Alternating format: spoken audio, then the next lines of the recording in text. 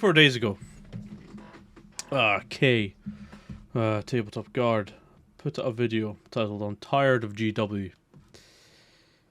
Tired of Games Workshop," and I left a comment on his video saying I'd make a video of my own, echoing many of his statements. The reason it's really taken that long to come out is you can probably tell by the sheer mic quality I've managed to procure myself thanks to a paycheck that came in. A decent microphone. It's not the best quality overall at all. No. I'm not paying like $2,000 for a really high-end one. But it wasn't inexpensive, and I want to wait until I could improve my recording setup. Because I plan on making a go of this best I can. Even if it doesn't become a job, I still enjoy throwing my voice into the ether. Regardless. He was commenting on the fact that Games Workshop is over-monetizing basically everything imaginable. And I have to say I agree. I've been playing this game, all of Games Workshop's IPs, Warhammer, before Age of Sigmar. I was a Tomb Kings player. I fucking love my Tomb Kings. Still upset that they haven't released anything for Age of Sigmar for them, even though they stated that each and every army would still be playable in Age of Sigmar, and all of your favourite heroes would make a return. Another one of those GW lies, like is it Curse City? I think it's Curse City, isn't it? Oh, Curse City is there'll be enough for everyone. Maybe misleading that it'd be a constant release, which is weird if they're planning on releasing expansions to it. Regardless, that's a topic for another video. Well, kind of. I am in love with Warhammer. But we're going to talk about 40k very specifically. As I said, I've been playing this game for a very long time. I've had Necrons since I was first playing it, and then swapped over into fantasy and playing Tomb Kings. Probably a natural progression, but I like the way the army's played. So I still have my 3rd edition codex somewhere around. As if I can't take a photo with it, photo of it for this video. I fucking love that book, even though it's sparse on details. The sheer mystery and horror of what the Necrons might be and what they might do is something that appeals greatly to me. So what ends up happening now, and Kay's touched on this, but what I think is probably the main gripe for the entire video, is just the sheer over-monetization and the lack of quality from GW. Not model-wise, I'll tell you that. Model-wise, a lot of it is really impressive. Stunning models, a lot of the time. Well, they always used to say they were a modelling company, not a games company, which is fine by me.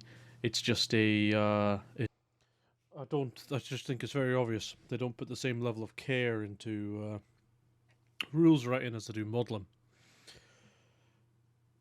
Now, Kay says that GW's wanted to move away from being a modelling company, even a rules company, a gaming company, just being an IP company. Now, it's no secret that they've been farming out their IP after being very protective of it before, lest we not forget the classic old, you use the term Space Marine, we'll fucking sue you bullshit that happened not too long ago. Yeah, I don't necessarily agree with that point. However, I can see where he's coming from. I don't think that they're an IP company. I think that they are just ridiculously lazy. Lazy to the extreme. They bring people in. I mean, it was touted that the Necron Codex, we've had professional players playtest it, and we've ensured it's the most balanced thing possible. Did you fuck? Did you absolute shite? You lying sacks of bastards. No way. Because any and all questions that would have been dictated to you, you would have probably solved. There's some videos out there, I'm going to have to try and find it, when they were reviewing the book, specifically about the the reanimation protocols changes, which I said from the very beginning, and a bunch of friends told me you're just stupid, or you're just a toxic fan, toxic fan, those kind of people. You're being ridiculous. It's fine. It's a good rule. I mean, it was compared to the previous, but I knew for a fact in like 2 books it'd be outclassed by whatever the fuck comes out. And lo and behold, I was right. It's almost like I am constantly, but no one listens. But yeah. So yes, he says they're an IP company. I mean, they have been farming out their IP to less than reputable figures. I mean, look at was it Lost Crusade, the mobile game. You have Regicide, the chess game. All of these things, to be completely honest, I don't pay attention to mobile games. Almost guarantee over monetized, because that's all GW really cares about. It's actually really fascinating to me with that. GW fucking plummeted when AOS was first released, and then they re-released it with a 2nd edition, and their stock just went shot up because the rules were tighter, the lore was better. It was as if some care and thought had been placed into Age of Sigmar 2nd, and you could feel the world slowly coalesce, grow. You start seeing it mold into something new. Even though fantasy was better, but we'll put that aside. It was something new, and it's obvious that someone cared enough about it to start writing about it. And I think from that they just took we can just re-release things, or we can just like make a new edition of something, but make it brand spanking. So they came up with 8th edition, which Kay touches on this, completely revamped. Well, touches, just states, completely revamped, completely top to bottom, completely revamped the rules for 40k. You could no longer, you didn't have to look at the angles for weapons for firing on, for firing from vehicles. You didn't have to worry about angles from different attacks when firing at vehicles. You didn't have to worry about a lot of things. Damage was introduced, the sheer amount of damage a weapon does, which completely changed the way the game works. But the biggest thing that they did for 8th edition was release an index. And the indices were a bit too expensive still, but it's GW, what do you expect? They're thieving bastards. And they gave the basics until you got your new book to hopefully tide you over. Now, of course, codex creeps happens because whoever the fuck they have writing the rules are just completely just stupid, or they just don't know how to make a balanced game. I'm betting on both. And you eventually just got completely screwed if you were last in line, or your book was usually better than everyone else's. However, as soon as you start getting released more and more and more, you just start suffering. Same thing we're seeing with Necrons now, and everyone just expects it, which is what horrifies me. The amount of comments I see from my friends who are just like, codex creep, that's never happened before. It's just like, we know what happens. Why are you defending the codex creep like this? Like, why would you say, you know what happens, so why are you shocked? So I'm not shocked. I mean, I'm surprised it's happened so fast. I don't think it's ever happened to the point of, what is it? The latest, like, new proper books after the original ones were released. The 2 new ones were released. Just outclass it in such a ridiculous way. I mean, Dark Eldar, because I refuse to call him Darkuri. The Gaines Workshop. What was it? Copyright friendly name. No, they're Dark Eldar. Fucking Eldari and Dakiri and fucking Yunari. Yunari is a separate rant I can go down, but let's just ignore that. But yeah, no, you have what is essentially just a codex creep happening so fast that your neck just snaps. It snaps near enough clean off. And the indices in the original when 8th edition was released was to try and mitigate that. It didn't really work that well. We gave everyone like a nice starting off point because the game changed so radically. The game changed radically again in 9th with how AoE abilities worked. So you need to have that change, and you need to not monetize it, which is where we get into this. It's the bloody Munitorum manuals and the chapter approved selling points changes. Now, I wouldn't mind this anywhere near as much if they sold points changes along with a free PDF. So you could have all the points changes, one book, you can buy it for your entire club, buy 3-4 copies for an entire club, so everyone has the raw resources right there in your hands. You can just see it. But they haven't. What they've done is they've gone and sold it for, it's like $40. That's what, like 30 quid? 30 quid for two books that are balancing changes.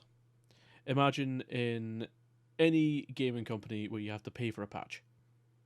Just imagine that. And don't get me wrong, it's happened before and people have rightly complained, but no one seems to mind this. Everyone just seems to keep their heads ducked down, hidden under cover, just pray, just like going, oh no, Lord Games Workshop, we love the 40k setting. Just don't take away our special our special looks, please, Games Workshop. It's pathetic. It's 100% just pathetic, and I am disgusted, quite frankly, with a lot of the personalities within the 40k community who don't look at half the shit GW does and go, I'm sorry. I'm sorry. Eradicators do what? They have a really good melter rule that only they have access to that can slag a knight in a single turn. Like with, fairly high rolls, you probably need to spike the dice a couple of times. But the sheer fact that that's possible with those kind of models when they were first released. Jesus. And then we all of a sudden need to turn our heads to look what they were doing with how long did it take for a bunch of models for the 2 books to get released? Oh, but the coronavirus. No, you can't blame coronavirus on that. You can't blame coronavirus on Pariah Nexus, the box set for Kill Team, which I feel sorry for everyone who plays Kill Team instead of 40k, because you just get shafted every single moment of every single day. Like, that box was designed for people like me who play primarily 40k to just split it with a friend who plays Space Marines. So I'd get the Chronomancer and Flayed ones, because you try to play that box, you just get fucked 6 ways to Sunday if you're playing Necrons. That's 5 Flayed ones and a Chronomancer versus, what was it, 4 heavy intercessors and a captain with bolt rifle pistol, whatever the fuck it is. Like, that is just pure unbalance to an insane degree. If you had 10 Flayed ones, maybe, if you're lucky, you'd be able to get a balanced game out of that. Even then, I don't think so. And then all of a sudden we look at how much are Flayed ones too. I'm just going to quickly do a cheeky wee Google on this one. Flayed ones. I'll probably bring this up just as an overlay. Flayed ones. Games Workshop. Nope. Games Workshop. For some reason it doesn't come up. Probably because Games Workshop is shamed and doesn't want it at a high search ranking. And while I'm waiting for that to load on my potato internet, oh, that's Flayed on Flesh. What the hell is wrong with this bloody stupid bloody thing? Anyway, yeah. So almost every single thing from GW is just overpriced to just ridiculous degrees, or over monetized. And that leads us directly onto Oh, hang on. There we go. That leads us directly onto Warhammer Plus. Ah, yes. Name your nice new streaming service. Your nice new streaming service after fucking one of the worst things to ever happen to any sort of Jesus, to any sort of streaming service ever. Disney Plus, yes, Warhammer Plus. Yeah, no, it's nice to see that all the creatives are only on the bloody modelling side. They're not and on the rules writing side, even though they're incompetent. Jesus. Warhammer Plus. This is and it goes to a comment that I was that I had to I didn't tell off a friend for, but I had words. So we keep telling GW to just give these people money to work on a thing for them. What we don't tell them to do is take all the videos down. Take all the videos from the original channels down, and then only upload them on the Warhammer Animations YouTube page at lower qualities or lighter. I'm sorry? I'm pretty sure this isn't what we asked GW to do. We asked GW to give them a fuck ton of money and just develop stuff for them. Just go, oh, here, just make stuff. We won't interfere, we won't look at it. We just want you to make stuff. Of course, if you don't, then break a contract, yada, yada, yada. But don't bring them just in-house and over-monetize everything they're doing. That's disgusting. That is actually raping the fan base just to a degree that I've never seen in anything before, and I've seen what EA has done to Dungeon Keeper. Yeah, it just absolutely depresses me. Absolutely depresses me, and no mistake. But yeah. Dragging it back to the point at hand, though. The entire reason that they went and shifted to the way that they had in 8th is to condense rules. So you no longer have to worry about 37 FAQs or 84 special rules that were in the big rulebook, so you could or everything near enough would be in your one book and the big rulebook. You didn't have to particularly worry about all the special rules, all the weird interactions. Simplify, keep it simple, stupid. Kiss. Problem is now you have book comes out. It's horrendously written, consistently. So even the new books need constant FAQs for rules that are completely broken, that need to be completely rewritten, changed, chopped, and sodomized. You have combat, which is just ridiculous, so that needs to be completely reworded. I mean, it was Kay brings this up, I think.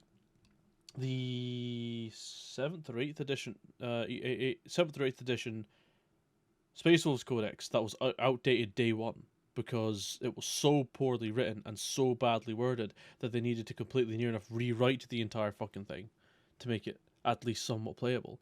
The amount of books that have just missing units that are mentioned within other parts of the book is ridiculous. I'm pretty sure the Dark Angels had that once upon a time. It's just plainly ridiculous, and they want to charge you to patch the thing that they broke. Like, think about that for a minute. Just. Oh yeah, I kicked you square in the balls. I kicked you right in your left nut. I tell you what though, I can give you an ice pack for £5. Yes. Suddenly we're onto the part of the video from Kay where he says that he's not a negative person. He doesn't like doing negative things. Now, I'm British, Scottish, whatever denomination you want to use. I'm a negative anyway. I always see the cloud and the silver lining. Because, as a wise man once said, on the contrary, I always hope for the best. Experience, unfortunately, has told me to expect the worst. Another not so wise man, and so in fact some might say a bit of a prick, once said, hope is the first step on the road to disappointment. One of the thoughts of the day. So, I'll call GW out on shit. Gladly. I'll laugh at them while I do it. While I do it, sorry. I am. I'd like to think of myself as quite a positive person, but I don't like to be fucked with at all when it comes to my hobbies. So it's around the end of Kay's video that he starts to be almost lamenting the fact that he's being honest. And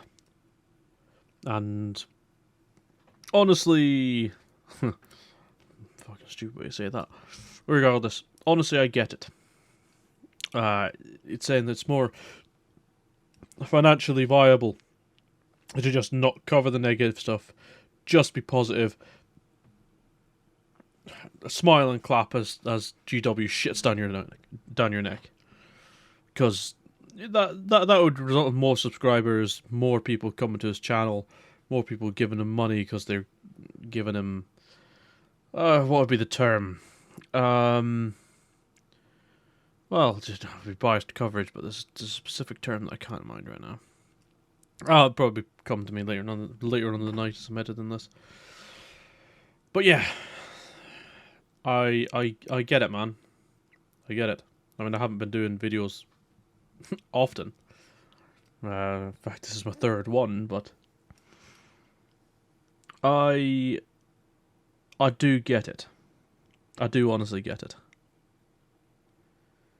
The constant negativity just wearing you down. But I'm a negative bastard anyway. I'll point out something that's absolutely fucking bullshit and I'll laugh at it. I don't care.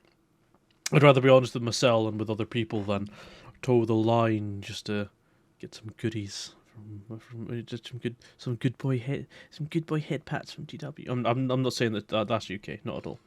Although I can see the look on your face of just like it'd be easier.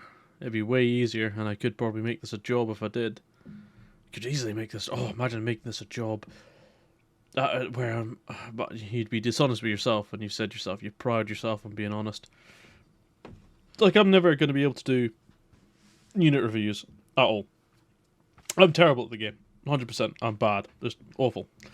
But I can tell when I can smell the bullshit. I can smell when there's just bullshit in the air, and GW's just making us pay for being fans of a franchise that, let's be honest, 90% of the stuff they've only inherited. How many people at GW have either left and formed their own things after it became too corporate or died? It's a ridiculous amount. I mean, what was it? Mantic was formed by someone like GW, and he constantly gets cease and desist letters, and he has an entire wall dedicated to them.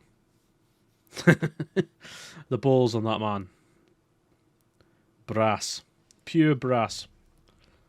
Well, maybe a mixture of brass and gold. Jesus. Yes, I said I wanted to make this video. I want to make a video. Well, maybe not this video, but definitely a video echoing some of Kay's statements. Kay's feelings. So I said in my comment. Let's try and find my comment. Where the fuck's my comment here? Let's have a quick look for my comment here. That's gonna take a fucking hot second to load now, isn't it? Fuck. There it is. I'm gonna have to make a video echoing your statements. I know how exactly I feel. I'm tired for years, but I'm a bitch for them, I guess. Yeah. Yeah, we are. I think we all are in one way or another. Well, one way or another, I should say. We're just almost slaves to the love of the brand of 40k, I think.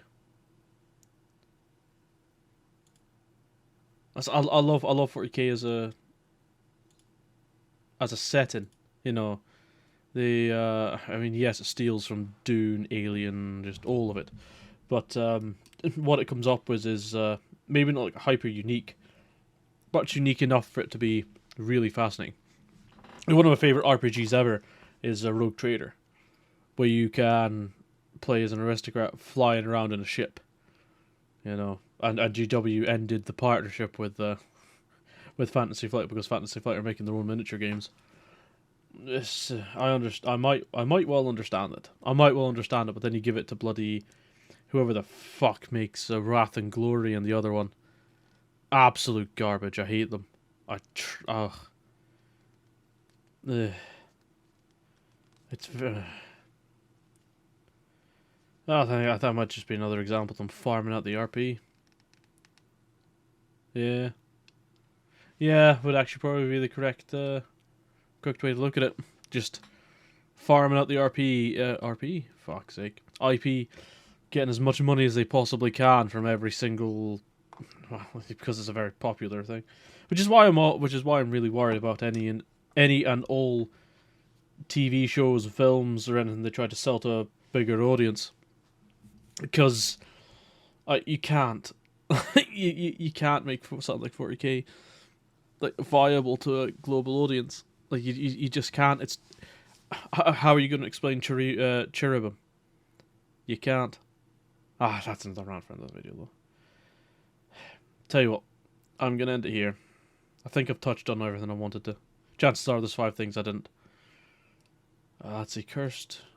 The FAQs, points basically being sold and changes. Yeah. As I said, I try and get better with every video I do. I can't promise that though. Expect nothing and deliver less. That's what I like my motto to be. The good old Zaibatsu motto. Well, time to get to editing this, I guess. Thanks very much for watching, everyone. Whoever has stuck this long. I apologise for everything I do.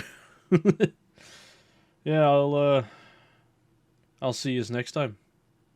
Ciao.